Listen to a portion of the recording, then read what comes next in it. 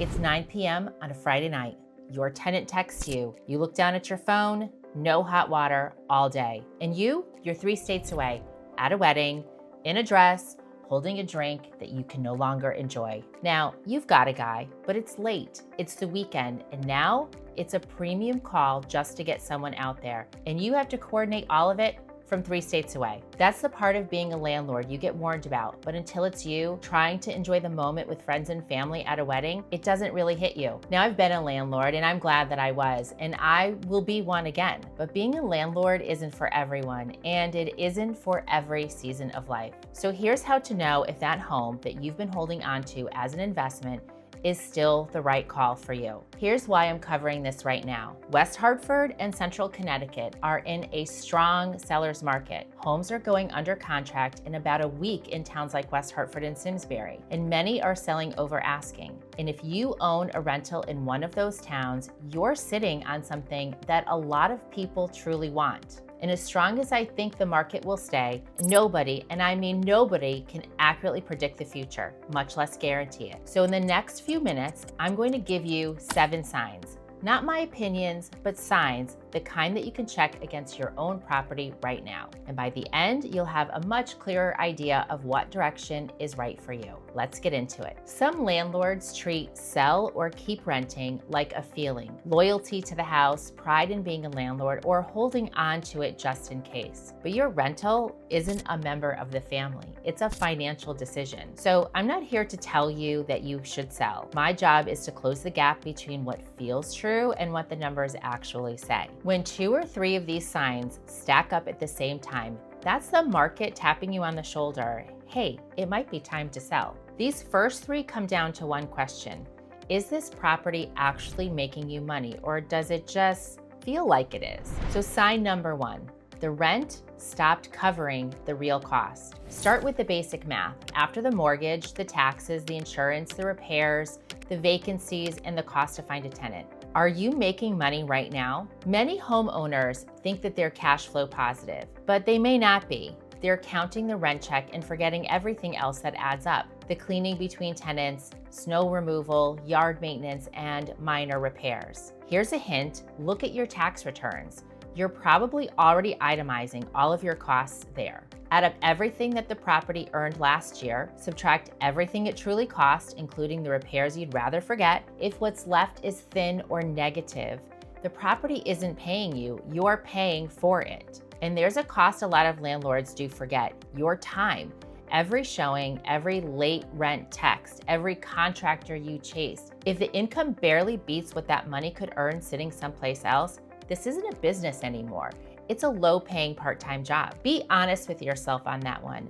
If you just squirmed, keep watching, because sign number 2, it's not gonna feel very good. Sign number 2, your equity is huge and it's just sitting there. You might be equity rich, but are you actually earning a return on it? If your West Hartford rental is worth $450,000 and you owe $250,000, after the cost to sell, you're looking at around $170,000 in equity. So what is that $170,000 actually earning you?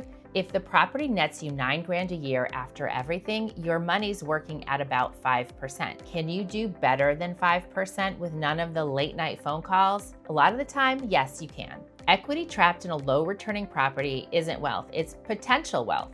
And if that money could do more for you someplace else, it might be time to clock out of the landlord job. And here's the other side of it. Real estate values, they don't always climb in the short term.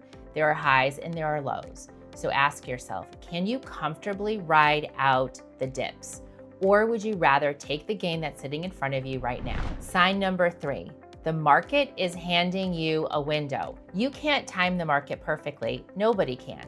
But you can read the room. And right now in West Hartford, homes are going under contract in about a week. Sellers are getting offers over asking. Inventory is tight and buyers are competing for a small pool of homes. And that competition is reflected in the price. Now here's why that matters for you. A fast, seller-friendly market is exactly when a rental sells for a premium. You're not just selling a house, you're selling into the demand for it. Let me ask you this question. Do you want to sell when buyers are fighting over homes, or when they've stopped and now homes are sitting on the market for months at a time. Now that's the money, but here's the thing. I've watched homeowners run all three of those numbers and see a clear they should sell sign and still not do it because of two signs that have nothing to do with math at all. That's what I'm going to cover next. Now the spreadsheet can't measure these two, but they end more landlord careers than bad numbers ever do. Sign number 4, you don't really want to do this, do you? Being a landlord is a real job. You have to screen tenants, you have to draft leases, you're chasing rent checks, the 9 p.m. water heater text messages,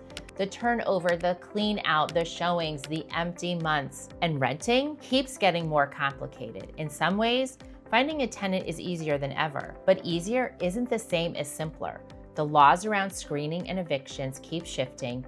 You own the property, but it can feel like you have less and less say over who actually lives in it. And when I led a real estate office, the biggest headaches I saw almost always came from something going wrong between a landlord and a tenant, and it was never pretty. Now, when it's going well, you barely notice any of this. When it's not, a tenant who stops paying, a unit you have to turn over, and there's lots of repairs, an eviction, it costs you money and peace of mind all at the same time. So ask yourself, not, is this a good investment on paper, but do you still want to manage this, or are you holding on out of habit? Now, there's no wrong answer.